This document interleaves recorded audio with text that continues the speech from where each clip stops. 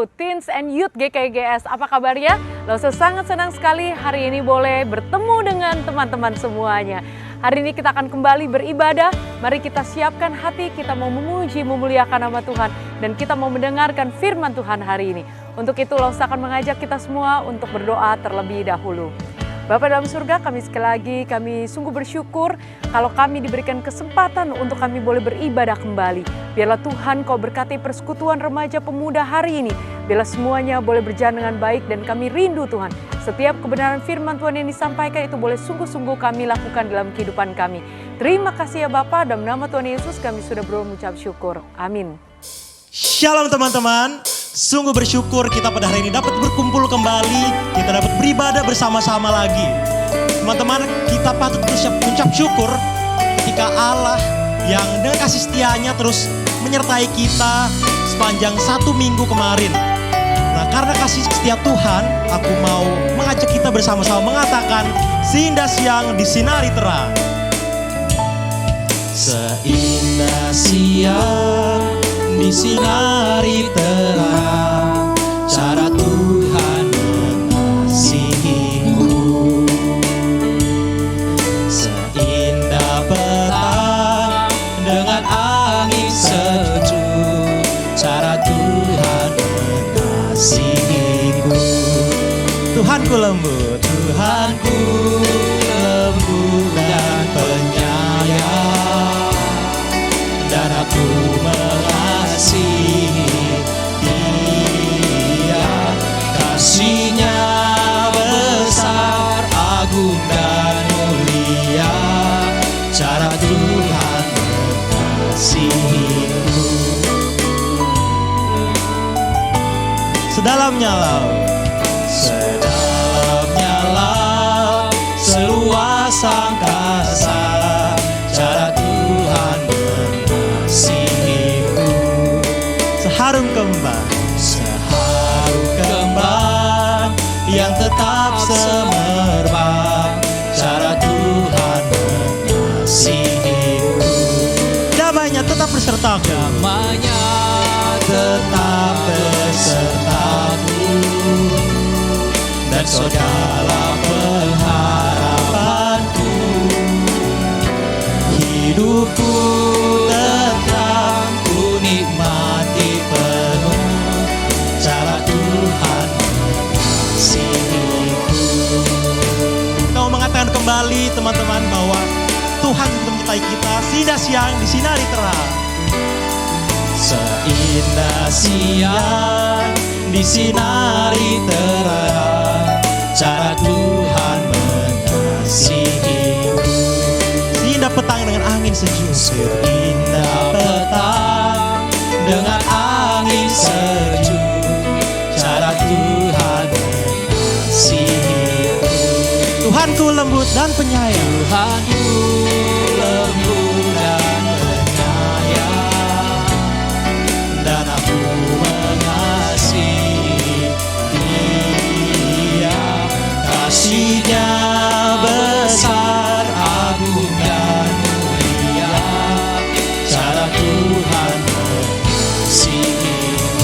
Tuhanku lembut dan penyayang, Tuhanku lembut dan penyayang, dan aku mengasihi Dia.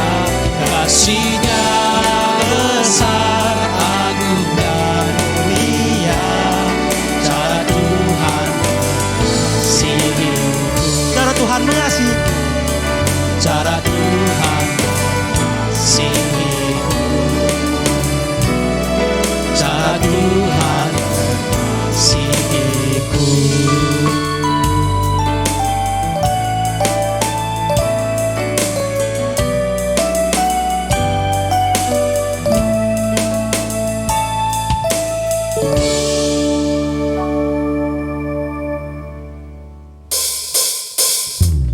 Teman-teman, kita terus memuji nama Tuhan, kita memuliakan nama Tuhan, kita mau bersorak, kita mau mengagungkan namanya. Mari semua katakan, Yesus mulia, Yesus mulia.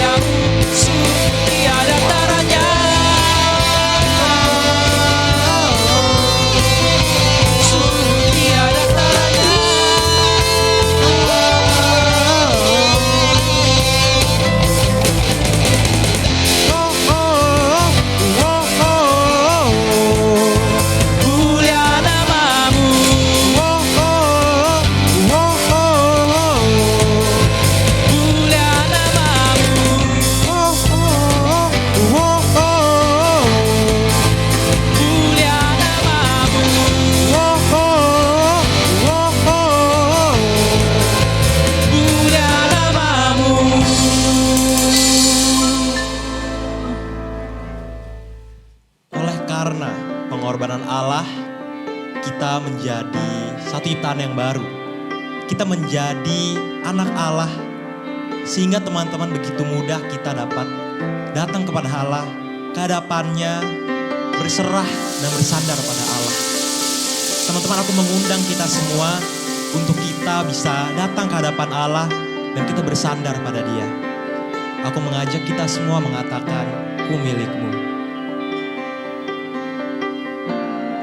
Dalam kesesakanku, Kau beri kedamaianmu.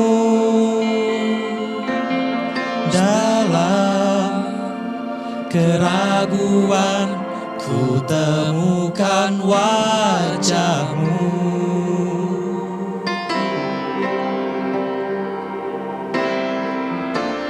Karena pengorbananmu, Kau jadikanku baru. Sungguh ku terkagum, amanku di dalam-Mu, Yesus.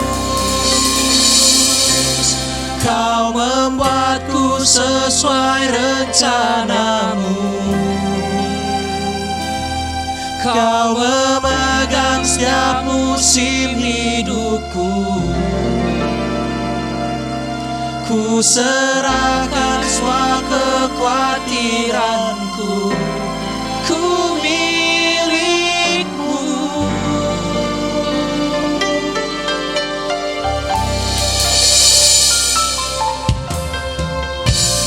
Karena pengorbanan-Mu, Kau jadikanku baru. Sungguh ku terkagum, amanku di dalam-Mu, Yesus. Kau membuatku sesuai rencana-Mu. Kau memegang setiap musim hidupku. Ku serahkan semua kekhawatiranku. Ku milik-Mu.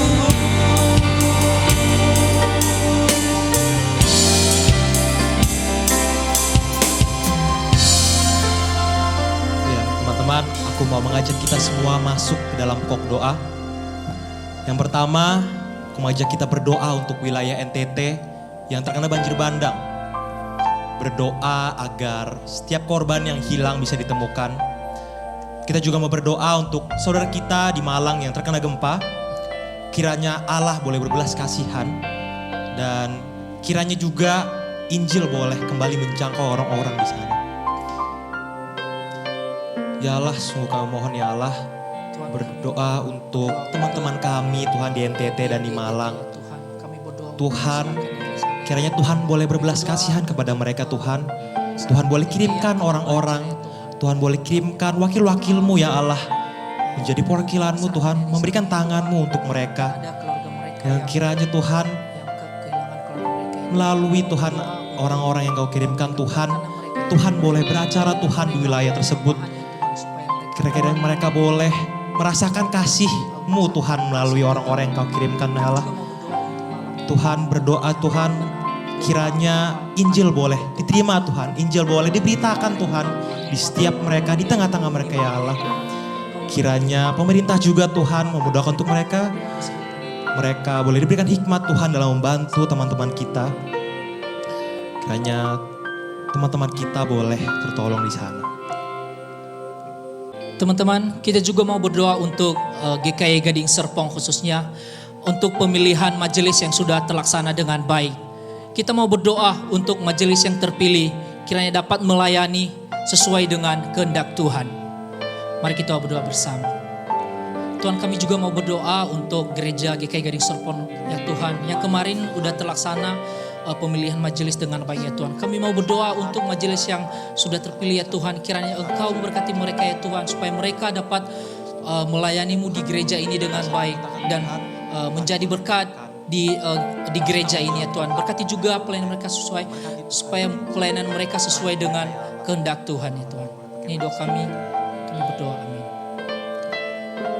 Kita juga mau berdoa untuk kegiatan 40 Days of Gospel yang akan diadakan di gereja tahun ini di GKI Gading Serpong. Kita mau berdoa untuk para panitia supaya setiap kegiatan atau acara yang disiapkan berjalan dengan baik dan sesuai dengan kehendak Tuhan. Mari kita berdoa bersama-sama. Tuhan, kami juga mau berdoa untuk kegiatan di GKI Gading Serpong, yaitu 40 Days of Gospel yang diadakan tahun ini ya Tuhan. Kami mau berdoa untuk para panitia ya Tuhan, berkati mereka dalam menyiapkan acara-acara ya Tuhan, program ini ya Tuhan, supaya acara ini nanti bisa berjalan dengan baik ya Tuhan dan menjadi berkat bagi jemaat-jemaat yang di tempat ini ya Tuhan. Kami berdoa untuk mereka ya Tuhan, berikan kekuatan buat mereka, berikan kekompakan buat mereka ya Tuhan, supaya dapat melayani bersama-sama di tempat ini dan memuliakan nama-Mu Tuhan. Hanya ini doa kami dan kami mengucap syukur. Amin. Teman-teman, aku juga mengajak kita untuk berdoa bagi remaja dan pemuda GKI Gading Serpong, supaya setiap kita dapat terus menjaga relasi kita dengan Allah. Dan kita bisa menyadari bahwa kita sangat bergantung kepada Allah. Ya Allah, sungguh Tuhan, kami sangat terbatas Tuhan. Kami mau menyerahkan setiap diri kami Tuhan, remaja dan pemuda GKI Gading Serpong Tuhan. Sungguh Tuhan, kami masih berjuang Tuhan mempertahankan relasi kami dengan Engkau ya Allah. Tuhan, sungguh kami gak mampu, sungguh kami gak layak sebenarnya ya Allah. Tapi atas anugerah-Mu Tuhan, kami mohon ya Allah, Tuhan yang boleh memampukan kami Tuhan menjaga relasi kami ya Allah. Sadarkan kami Tuhan bahwa kami gak bisa apa-apa Tuhan tanpa Engkau. Sadarkan kami begitu bergantung kepada Engkau ya Allah. Biarlah Tuhan kami boleh terus bersandar kepada Engkau Tuhan. Boleh terus memandang Engkau Tuhan. Sehingga kami menyadari Tuhan bahwa Tuhanlah pusat dari hidup kami ya Allah. Amin. Teman-teman, di saat ini juga aku juga mengajak kita semua boleh meluangkan waktu berdoa secara pribadi. Mari teman-teman kita berdoa secara pribadi.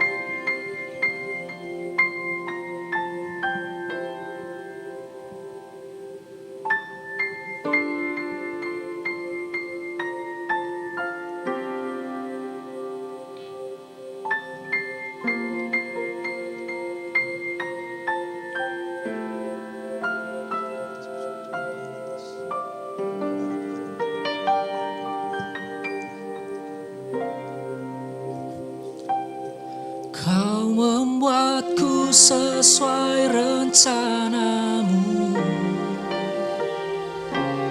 Kau memegang setiap musim hidupku.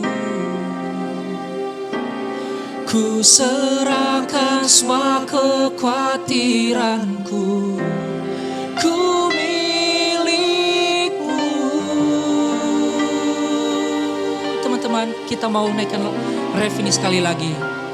Kau membuatku sesuai rencana-Mu. Kau memegang setiap musim hidupku. Ku serahkan semua kekhawatiranku. Ku milik-Mu.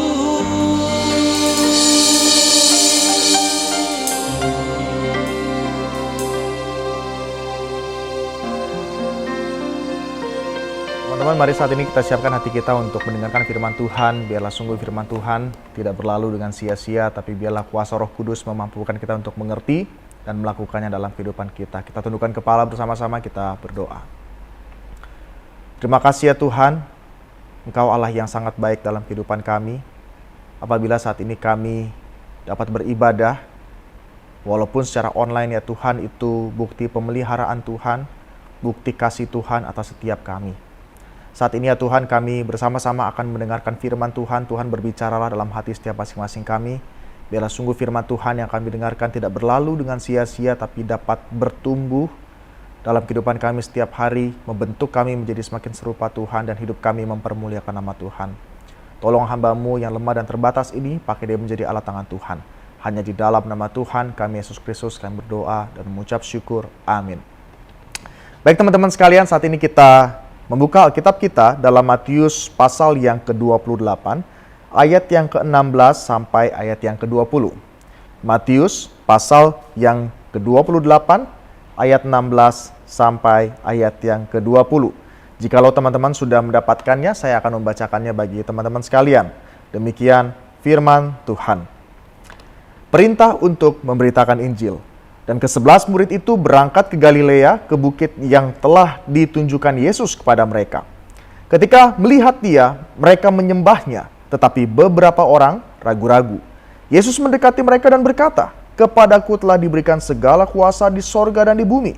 Karena itu pergilah, jadikanlah semua bangsa muridku dan baptislah mereka dalam nama Bapa dan Anak dan Roh Kudus. Dan ajarlah mereka melakukan segala sesuatu yang telah kuperintahkan kepadamu dan ketahuilah, Aku menyertai kamu senantiasa sampai kepada akhir zaman." Teman-teman sekalian, ini tepat 2 minggu kita memperingati Jumat Agung dan merayakan Paskah bersama-sama. Sebagai orang percaya, orang Kristen di seluruh dunia merayakan akan hal ini setiap tahunnya, dan tentunya kita tidak mengharapkan bahwa ini hanya sekedar momen yang berlalu begitu saja. Teman-teman, memperingati Jumat Agung kita diingatkan bahwa kematian Yesus Kristus menebus kita atas perbudakan dosa. Kita menjadi orang yang hidup, kita menjadi orang yang menang oleh karena kematian Kristus. Kita dihidupkan oleh karena kematiannya.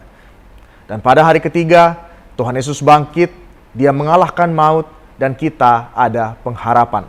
Teman-teman sekalian, jangan sampai ini hanya sekedar menjadi hal yang berlalu dengan begitu saja, tapi biarlah sebagai anak-anak Tuhan, sebagai anak-anak muda yang dikasihi oleh Tuhan, kita senantiasa mengingat akan hal ini dan sungguh-sungguh merenungkan bahwa kita adalah orang yang telah menang karena Tuhan Yesus adalah Tuhan kita, Tuhan yang menang. Dan hari ini teman-teman, saya percaya melalui peristiwa itu, melalui momen itu, kita semua diberkati, kita mungkin senang, ya. Kita mungkin sangat bahagia sekali oleh karena apa? Kita diingatkan kembali bahwa Tuhan begitu mengasihi setiap kita. Dan kita ada pengharapan teman-teman. Karena apa? Karena Tuhan Yesus bangkit. Dia tidak hanya mati di kubur tersebut, tapi dia bangkit. Artinya apa? Ada pengharapan bagi setiap kita tentang masa depan kita. Dan suatu saat nanti pun ketika kita mati, kita pun akan dibangkitkan secara badani, secara ragawi teman-teman. Tentunya itu merupakan satu hal yang sangat indah sekali. Hal yang sangat berharga sekali yang kita terima orang-orang yang tidak layak ini. Tapi teman-teman, yang ingin saya katakan pada bagian ini, yang ingin saya ucapkan pada hari ini, yang ingin saya sampaikan pada bagian ini itu adalah apa?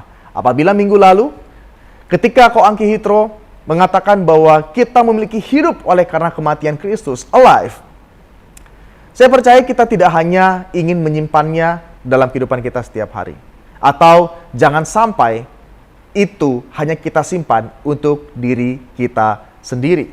Oleh sebab itu, tema kita hari ini yaitu adalah Don't keep it yourself.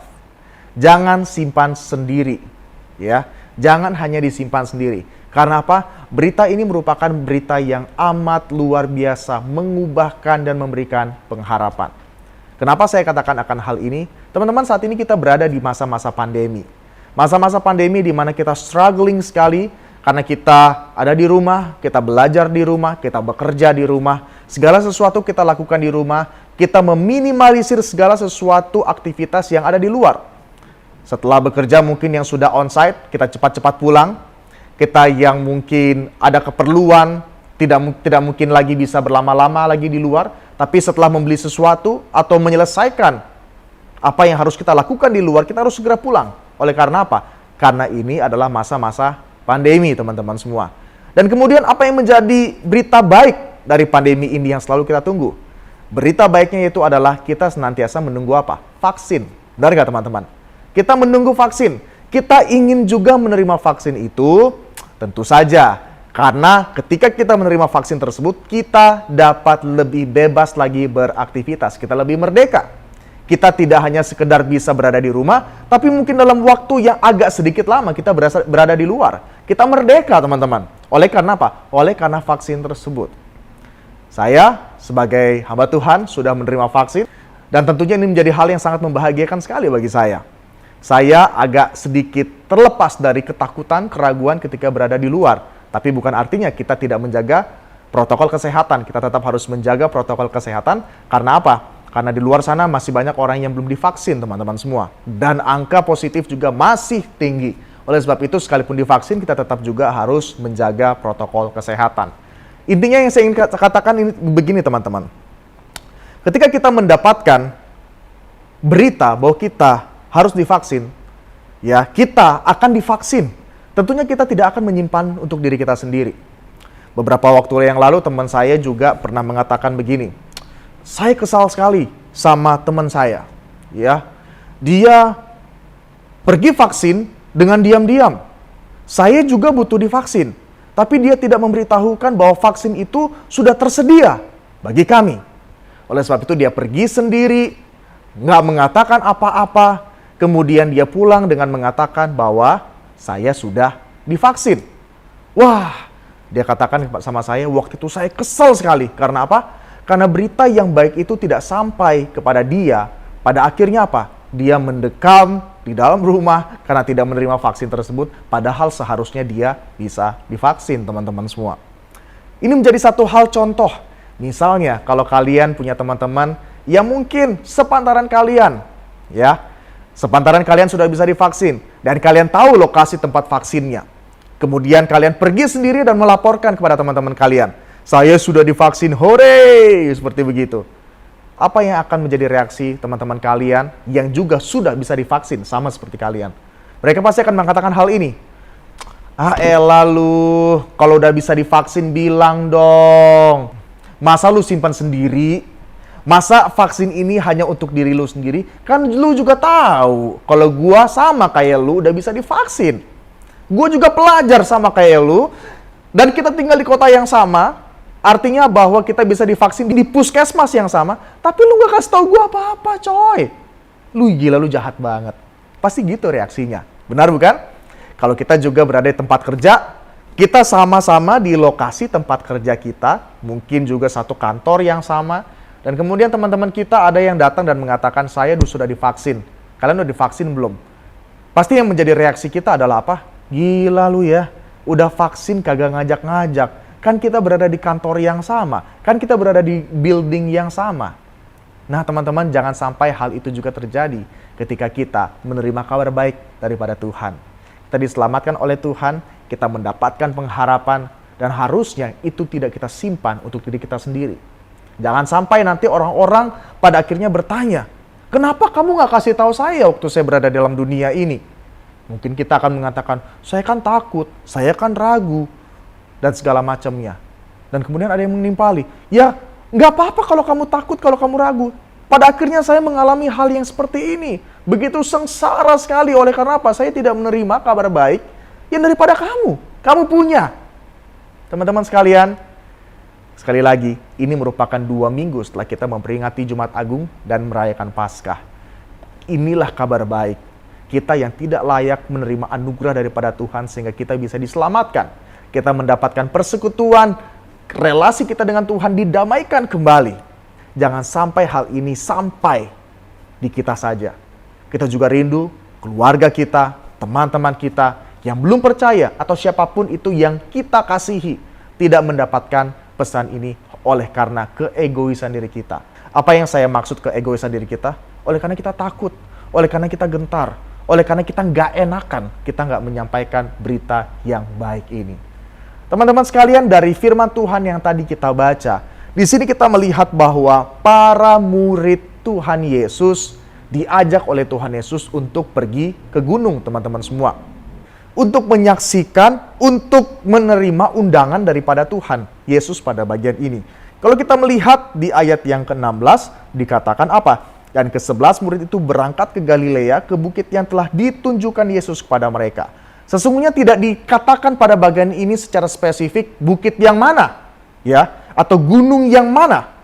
Tetapi pada saat itu ketika Tuhan Yesus menunjukkan, mengajak mereka untuk bertemu dengan Dia di bukit yang telah ditunjukkan Yesus pada mereka, artinya adalah apa? Artinya para murid mengetahui bukit yang harus mereka tuju saat itu. Nah, Singkat cerita, kalau kita melihat dari firman Tuhan yang kita baca, ketika saat itu mereka bertemu dengan Tuhan Yesus yang telah bangkit, dikatakan apa? Dikatakan di ayat yang ke-17, ketika melihat dia mereka menyembahnya, tetapi beberapa orang ragu-ragu.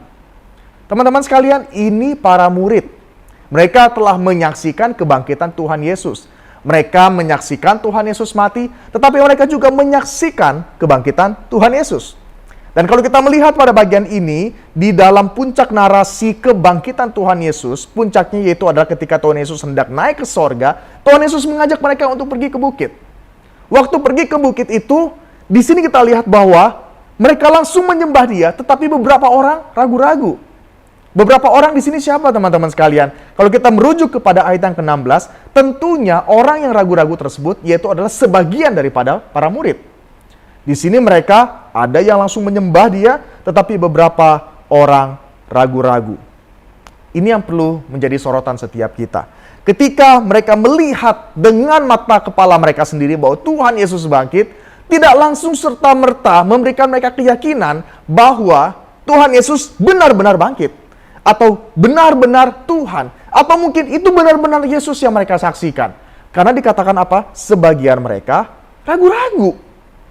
Kata ragu-ragu pada bagian ini pada dasarnya lebih dimengerti sebagai bimbang, kurang percaya, menyia-nyiakan, tidak berani mengambil keputusan.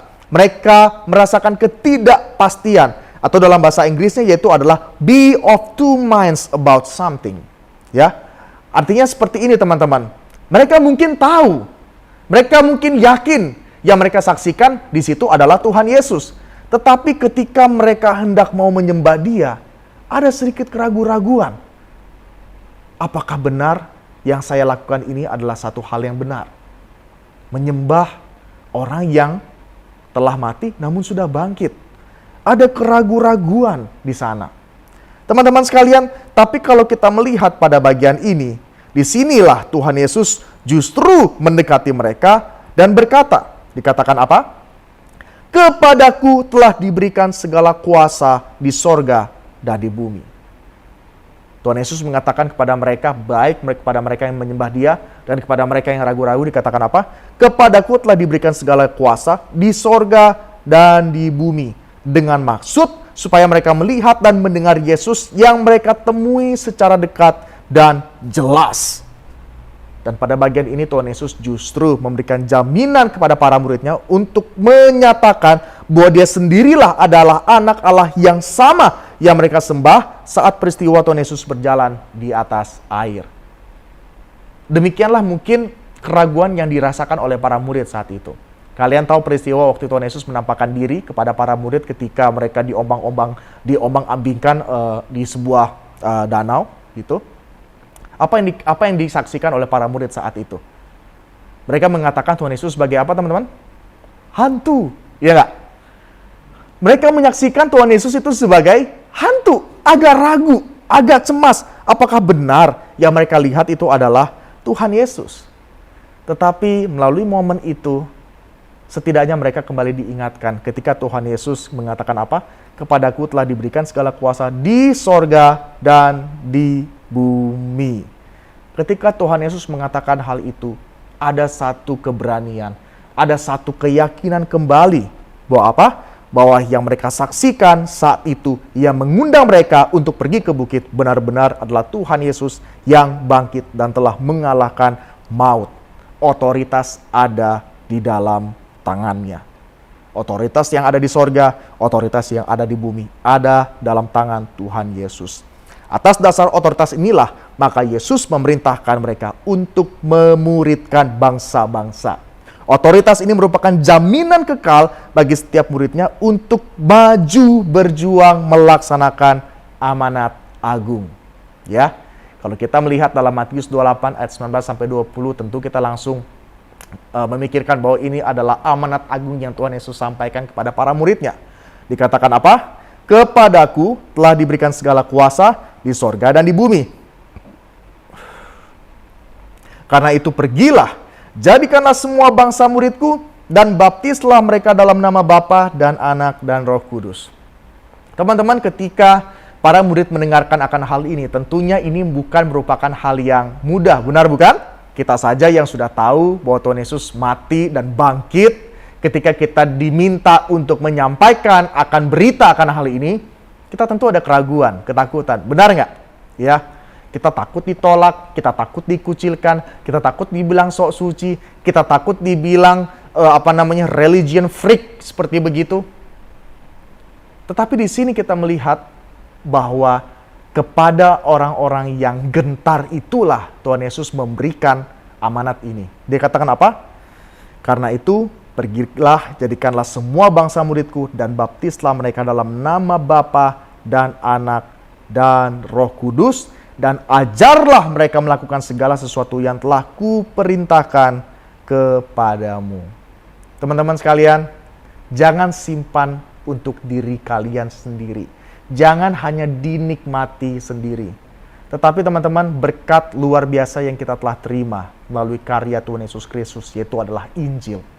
Ayo kita sampaikan itu kepada orang-orang yang ada di sekitar kita. Karena apa?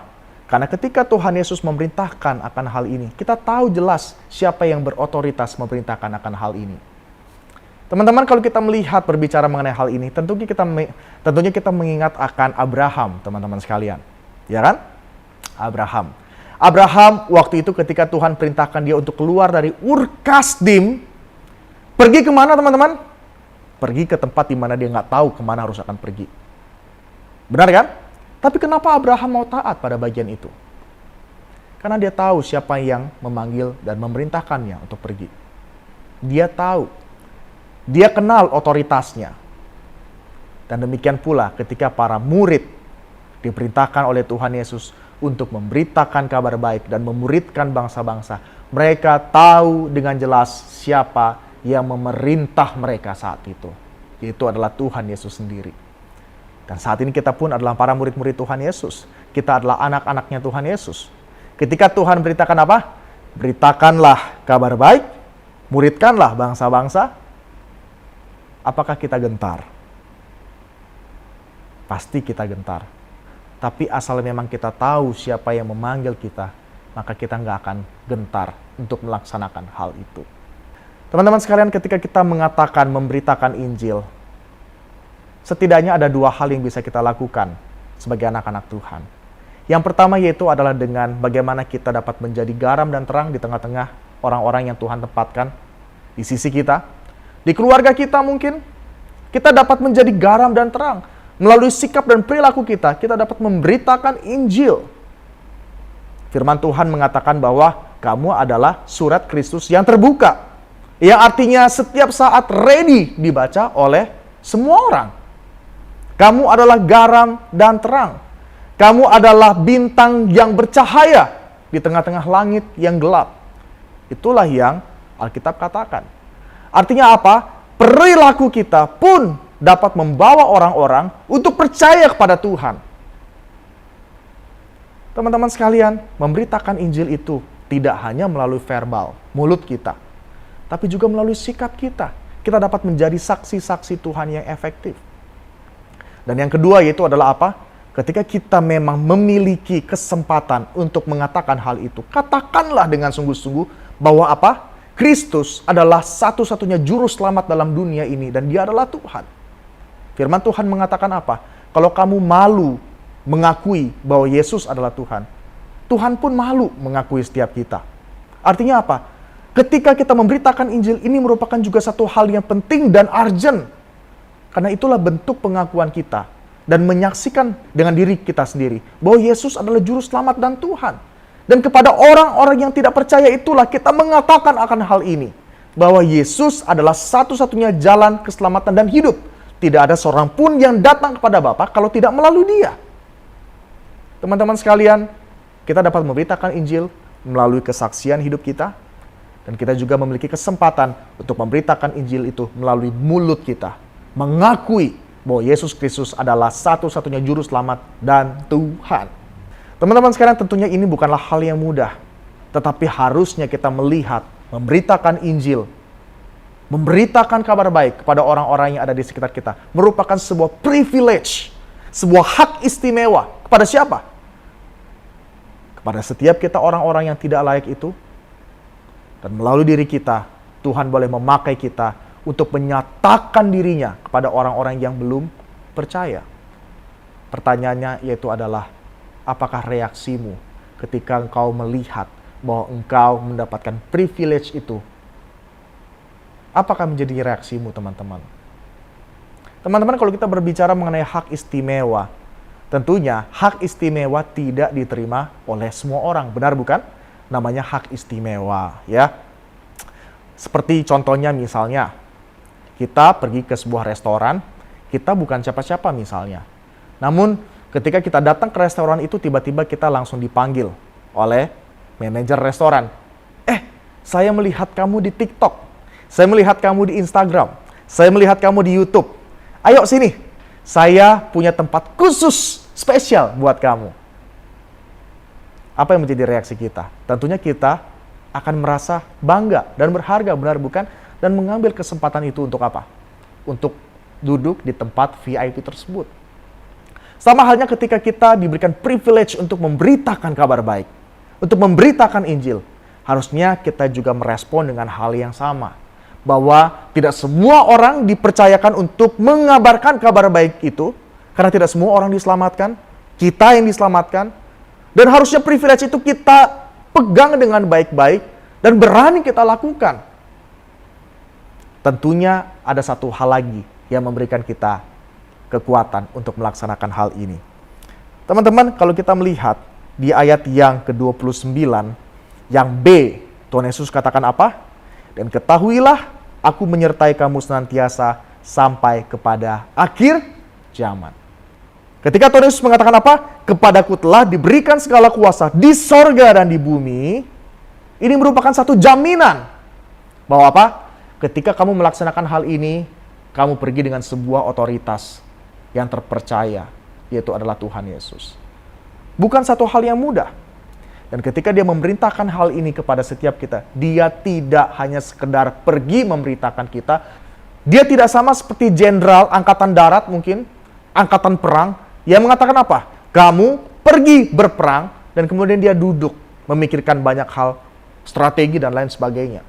Dia tidak ikut dalam berperang. Tapi Tuhan Yesus mengatakan apa pada bagian ini? Ketika kamu tahu bahwa saya yang memberitakan kamu untuk memberitakan tugas yang tidak mudah ini, namun berharga, ketahuilah, ketika kamu melaksanakan akan hal ini, saya bersama-sama dengan kamu. Aku bersama-sama dengan kamu sampai kepada apa? Akhir zaman. Akhir zaman pada bagian ini merujuk kepada apa? Sampai selamanya. Tuhan bersama-sama dengan kita. Kita nggak usah takut, kita nggak usah gentar. Teman-teman, kalau kita melihat akan hal ini, tentunya ini merupakan sebuah janji. Benar bukan? Ketika Tuhan Yesus mengatakan, dan ketahuilah aku menyertai kamu senantiasa sampai kepada akhir zaman. Ini adalah sebuah janji. Apakah Tuhan pernah melanggar janjinya bagi setiap kita? Tidak, teman-teman. Tuhan adalah pribadi yang menepati janjinya dan tidak pernah melanggar janjinya. Saya ingat kalau misalnya berbicara mengenai janji gitu ya. Ya, saya kelahiran 90-an. Mungkin teman-teman yang bekerja juga ada dalam area tahun 90-an. Mungkin tahu lagu ini. Dikatakan apa? I swear by the moon and the stars in the sky, I'll be there. I swear like a shadow that's by your side, I'll be there. For better or worse, till death do us part. I love you with every beat of my heart. Lanjutkan. I swear. Wah, at least teman-teman yang lahir di 2000 gitu ya, saat ini juga kalau kita temenin bapak mak kita pergi ke kondangan, mungkin lagu ini salah satu yang akan dinyanyikan ya ketika ada di resepsi, teman-teman. Lagu ini mengatakan apa? I swear by the moon and the stars in the sky, I'll be there. For better or worse, till death do us apart, I will love you with every beat of my heart. Wow. Teman-teman, kalau misalnya yang cewek dengar kayak begini ya, Terus pasangannya ngomong gini, pertama kamu gombal aja, tapi hatinya seneng gitu ya. Artinya apa? Ini merupakan satu janji yang manis banget. Janji yang gitu kalau dengernya ya. Sama juga kalau cowok juga dengar kayak begitu juga happy ya, sekalipun gengsinya tinggi gitu ya. Luar biasa pasanganku. Sekalipun nanti gue nggak bisa kasih makan begitu ya, at least dia masih sama-sama gue gitu kan. For better or worse, I will love you with every beat of my heart. Wah, luar biasa. Teman-teman, kalau manusia saja bisa mengatakan janji yang demikian, dan pada faktanya juga banyak manusia tidak bisa menggenapi janji yang demikian, tapi kita dapat melihat Tuhan Yesus bersama-sama dengan umatnya, dan dia senantiasa menepati janji-janjinya, termasuk menyertai kita ketika kita memberitakan kabar baik itu kepada orang-orang di sekitar kita. Teman-teman, suatu ketika ada seorang penginjil melakukan pelayanan di Bangladesh, di antara saudara-saudara sepupu saat itu. Setiap pagi ia pergi mengunjungi beberapa petobat baru dan orang-orang non-Kristen yang ingin mengetahui lebih banyak tentang Tuhan Yesus. Nah, untuk mengunjungi mereka, dia selalu menyewa rickshaw untuk mengantarnya ke orang-orang yang mau mengenal Tuhan saat itu. Sesudah makan siang, ia mendapatkan kesempatan untuk bersaksi kepada si penarik rickshaw tersebut, teman-teman, setelah seharian mengantarnya untuk memberitakan kabar baik. Jadinya penginjil ini tidak hanya memberitakan kabar baik kepada orang-orang yang belum percaya di satu tempat, tetapi juga penginjil ini memberitakan kabar baik kepada penarik becak ini, teman-teman. Sore harinya ada dorongan yang kuat dalam hatinya untuk mengunjungi Azim, seorang petobat baru. Azim sejak kecil telah menerima pengajaran dari agama yang lain dari ayahnya. Ayahnya itu adalah seorang profesor dan juga pemimpin fundamentalis radikal. Namun Azim saat itu telah meninggalkan keyakinan lamanya dan sungguh-sungguh menjadi pengikut Kristus. Dan saat itu penginjil ini mau kembali datang ke rumahnya si Azim untuk berbincang-bincang, untuk memberitakan kabar baik dan juga menjelaskan tentang firman Tuhan.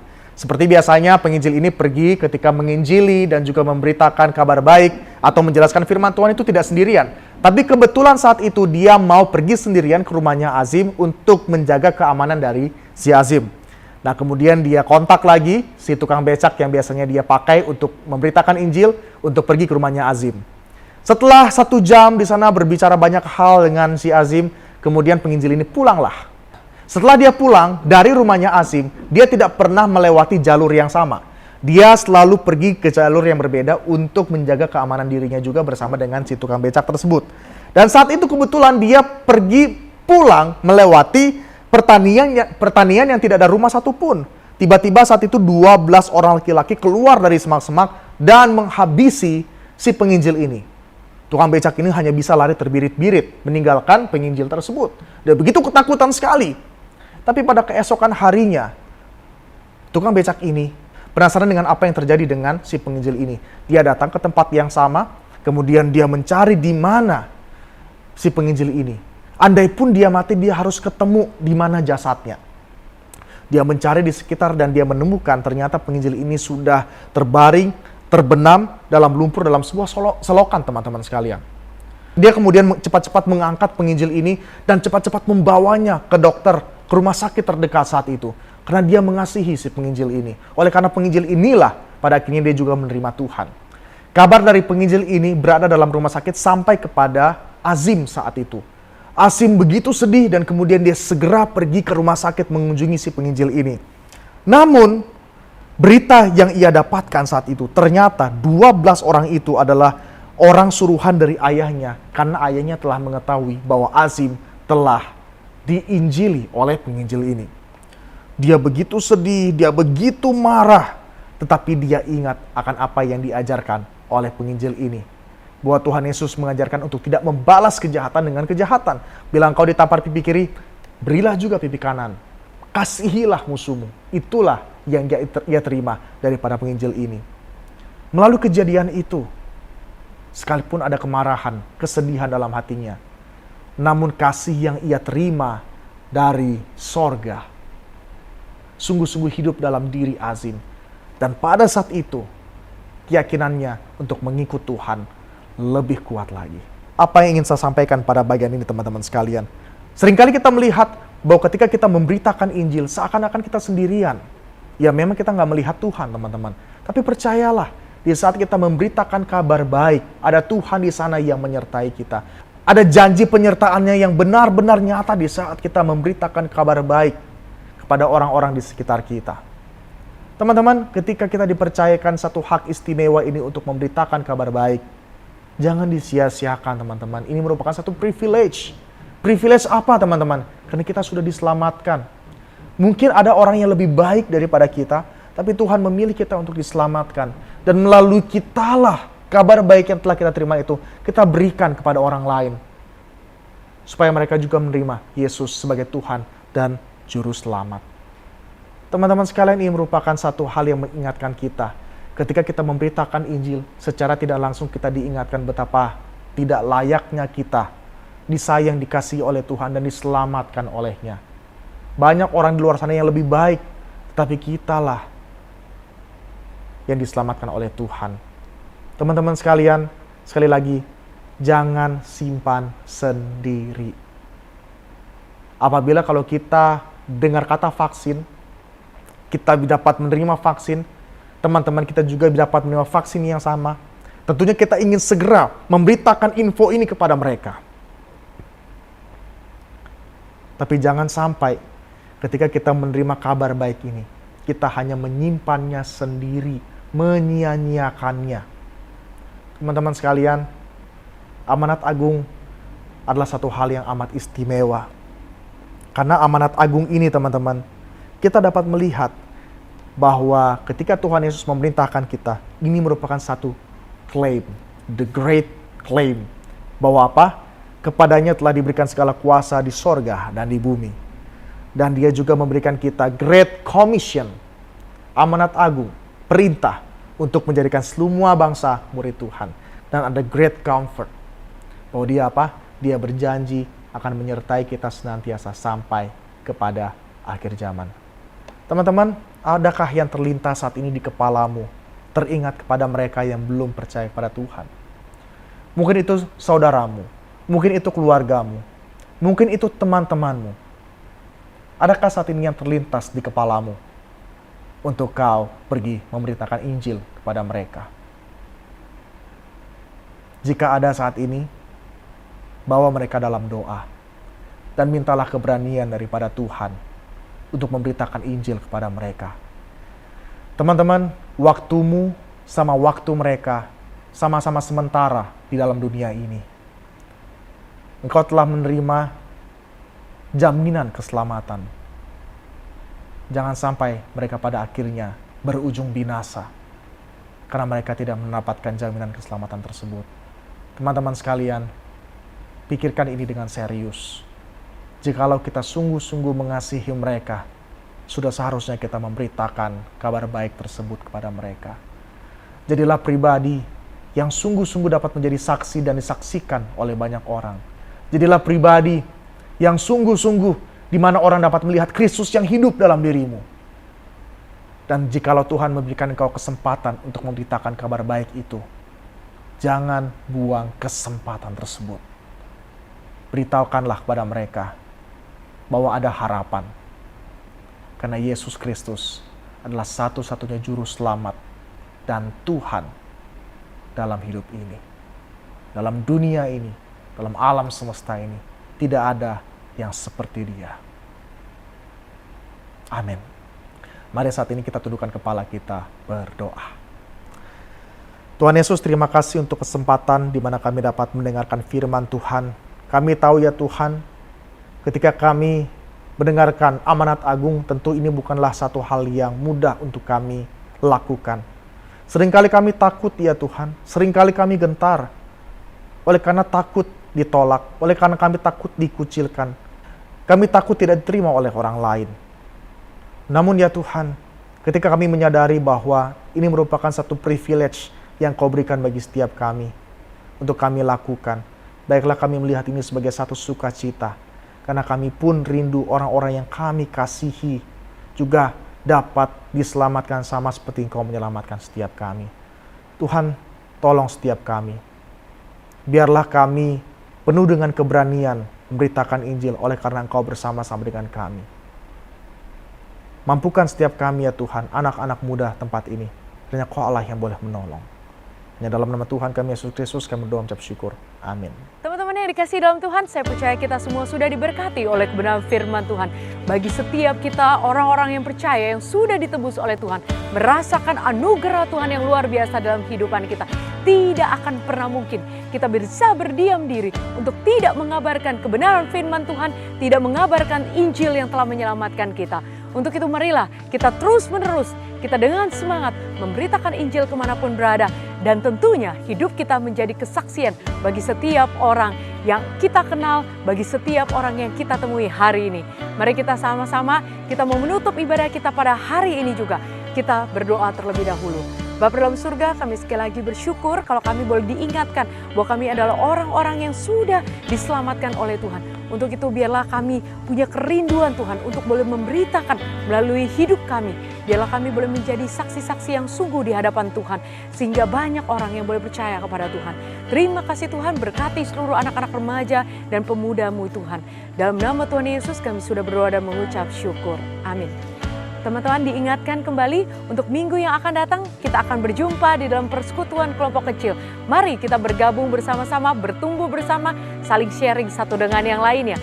Tuhan memberkati kita semua. Sampai jumpa di minggu yang akan datang. Amin.